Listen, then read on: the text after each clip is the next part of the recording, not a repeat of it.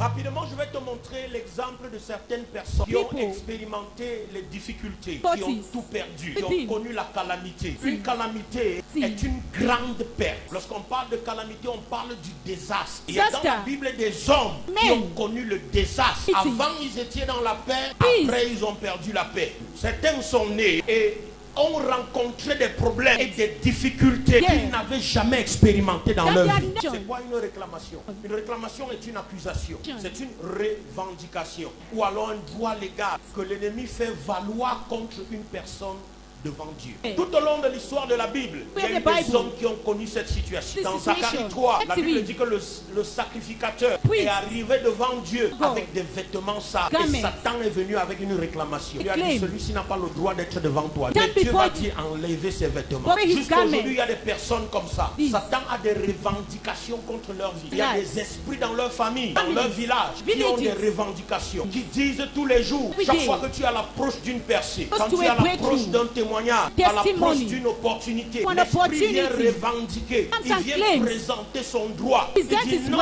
il est vrai, elle veut se marier, mais à cause de telle alliance, à cause de tel contrat, à cause de telle malédiction, à cause de telle chose, cette personne-ci ne peut pas se marier. Tu vas voir cette femme entrer dans une série de déceptions, encore et encore, parce que tout homme qui vit sous la couverture d'une réclamation va expérimenter la calamité, c'est-à-dire la perte de tout. Dieu ne t'a pas créé pour la calamité, non, il t'a créé pour l'élévation. Le premier exemple de ce matin, c'est Job.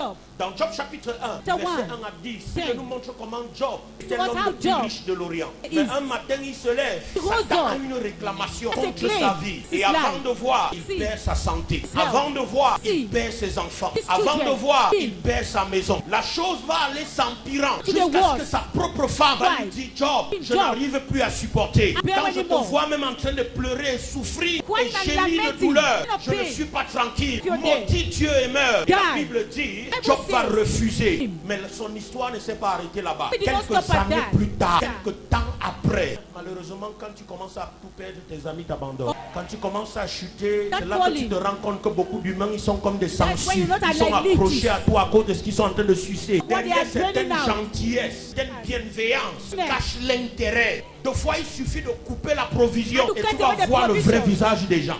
Oh, que dirons-nous de Jonas? La Bible dit que Jonas, pendant qu'il fuyait la volonté de Dieu, dans la désobéissance, se trouvait dans le ventre d'un poisson. Mais j'aime beaucoup ce passage. Et la Bible dit quelque chose. Dans Jonas chapitre 2, la Bible dit, pendant que Jonas était dans le ventre du poisson, la Bible dit, il a fait une prière. Et après avoir fait la prière, au verset 12, la Bible dit, et l'Éternel Dieu parla. J'ai envie de te dire que si Dieu peut parler au poisson, il peut parler à ton problème.